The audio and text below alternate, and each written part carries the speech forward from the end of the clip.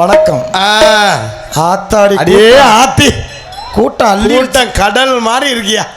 இந்த இது மாதிரி ரஷ்யர் இருந்தாத்தான். ஆமா, ஆனா நீங்களே குழம்பி போய் வந்திருப்பீங்க. என்னண்டு என்ன ஒருத்தன் கோயில் மாடு மாதிரி வந்திருக்கேன், ஒருத்தன் வந்திருக்கேன். என்ன செய்ய போறாங்கன்னு தெரியல உங்களுக்கு.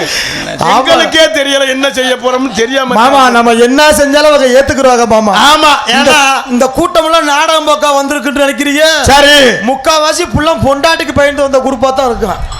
அது உண்மைதான். நானும் அதே லிஸ்ட் தான்.